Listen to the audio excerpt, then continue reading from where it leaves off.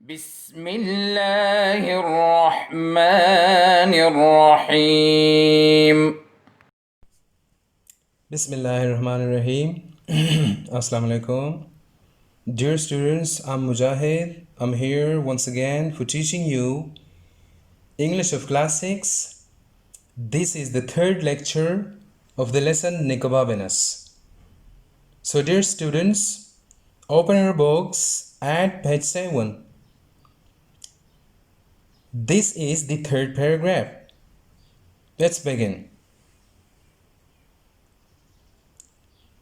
And they didn't stop running until they had crossed 3 bridges and tripped over a dog that was lying asleep under a garden wall. Rosie's bottle of lemonade smashed against the wall, and the dog leaped to its feet, barking as if it had thought dog's doomsday had arrived. For a moment, they were sure it was going to bite them.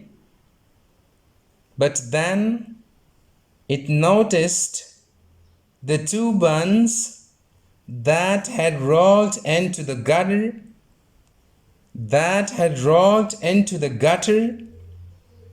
and it wolfed them down, barked, "Thank you," and ran off to tell its friends. Dear students, this is the third paragraph of the lesson Nikobabenas. तीसरा paragraph है.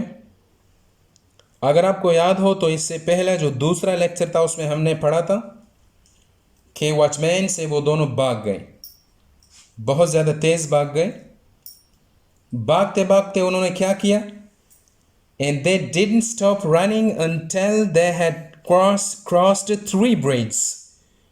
कहते हैं कि उन्होंने दौड़ते दौड़ते 3 ब्रिजों को cross किया, यहाँ तक कि वो उन्होंने 3 ब्रिज क्रॉस किए. And tripped over a dog that was lying asleep under a garden wall. और एक कुत्ता जो एक गार्डन वॉल के करीब सो रहा था, वहां तक पहुंच गए, उस पर ठोकर खाया. आप इस तरह कह सकते हैं कि वो जब उधर से भाग गए वॉचमैन से, तो यहां तक वो भाग रहे थे कि उन्होंने 3 पुलों को क्रॉस किया और एक कुत्ते से ठोकर खाकर गिर पड़े, लेकिन उन्होंने रोकना बंद नहीं किया. Rosie's bottle of lemonade smashed. Smashed का मतलब है break into pieces, टुकड़े टुकड़े होना. Smashed, to break into pieces. कोई ग्लास या कोई बॉटल जो भी हो, जब वो गिरकर टूट जाता है उसको बोलते हैं स्मैश्ड. ऊपर के लाइन में एक लफ्ज़ है ट्रैप्ड ओवर, इसका मतलब है ठोकर खाना.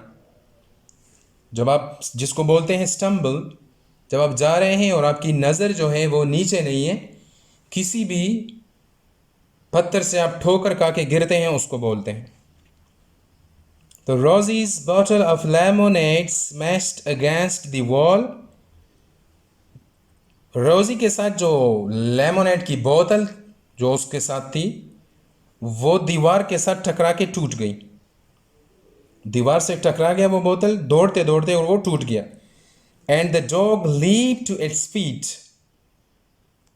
लीप्ड का मतलब है जंप लगा के खड़ा होना. And the dog leaped to its feet, कुत्ता जो था वो खड़ा हो गया.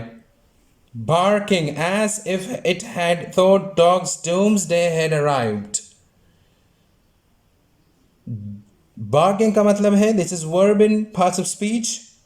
कुत्ता जब भौंकता है तो उसको बोलते हैं barking और yelping, you also can say.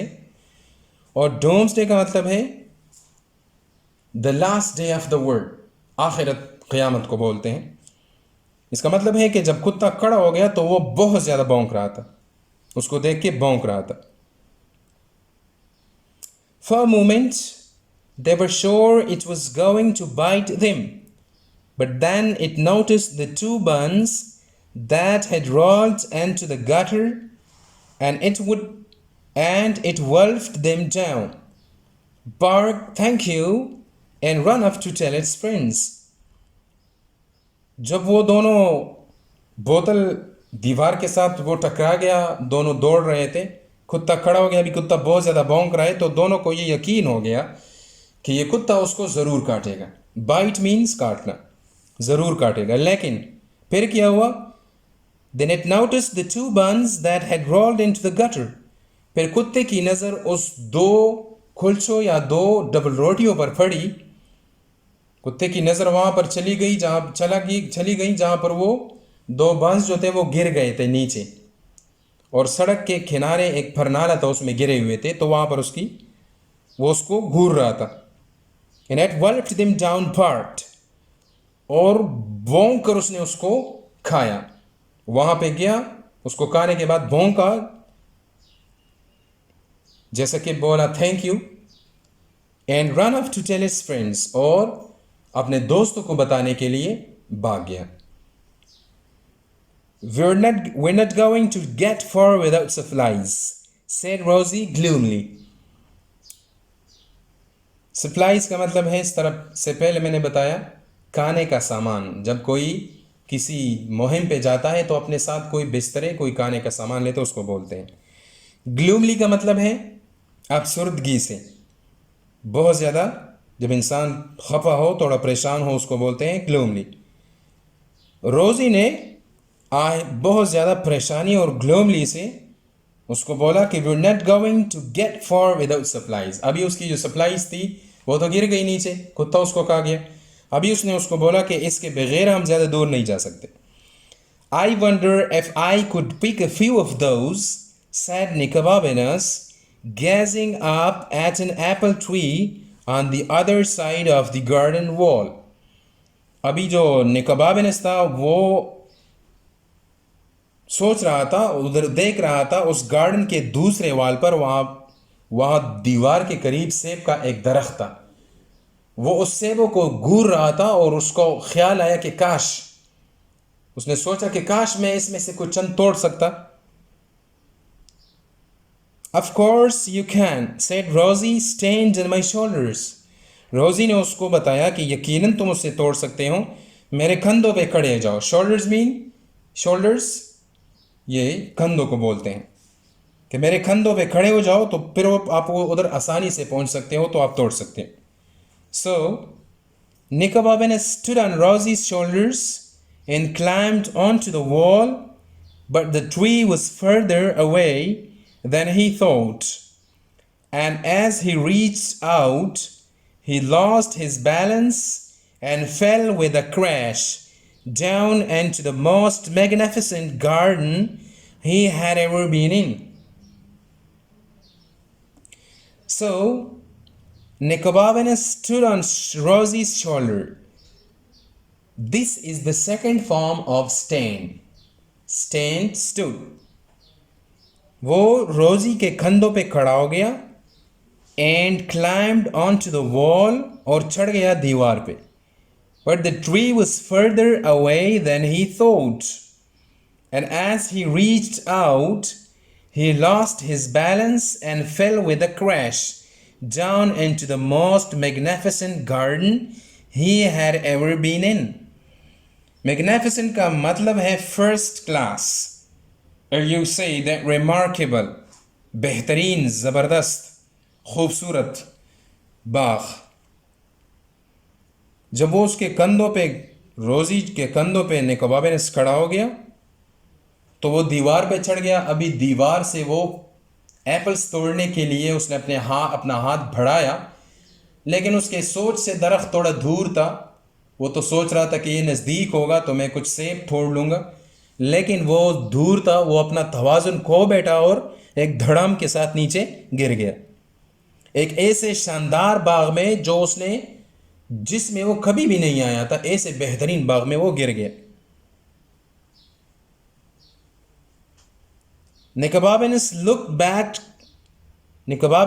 looked back up at the high wall, but there was no way he could climb back. अभी निकोबार्बेनस गिरने के बाद उसने ऊपर देखा, लेकिन दोबारा वापस चढ़ने के लिए कोई रास्ता नहीं था। दीवार बहुत ज्यादा ऊंचाई पे था। What am I going to do? He yelled. Yelled mean cried. Yell means scream or shout. चीखने को बोलते हैं, चिल्लाने को बोलते हैं। उसने फिर बोला कि मैं क्या करने जा रहा हूं, ये मैंने क्या किया? You'll think of something. Rosie yelled back, crossing her fingers very hard. फिर रोजी ने उसको बताया, वो चीखी और उसने चीखते हुए बताया, You'll think of something. Rosie yelled back, crossing her fingers very hard.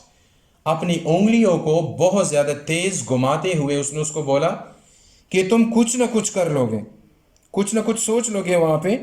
अभी तो आप नीचे गिर गए हो, तो खुद ब खुद आप कुछ सोच लोगे वहां से निकलने के बारे में। और अपनी उंगलियों को बहुत ज्यादा इस तरह क्रॉसिंग कर रही थी, वो मल रही थी। और said a voice behind Nicobarbanus. Nicobarbanus didn't stop to look who it was. He ran straight into a tree. अभी इसके बाद जब निकोबार्बेनस जो है दीवार पे चढ़ गया और जो फलों जो दरख्त था एप्पल्स का, उस पर हाथ बढ़ाने से वो नीचे गिर गया, तवाज़ुन खो बैठा नीचे, एक मैग्निफिसेंट गार्डन में गिर गया।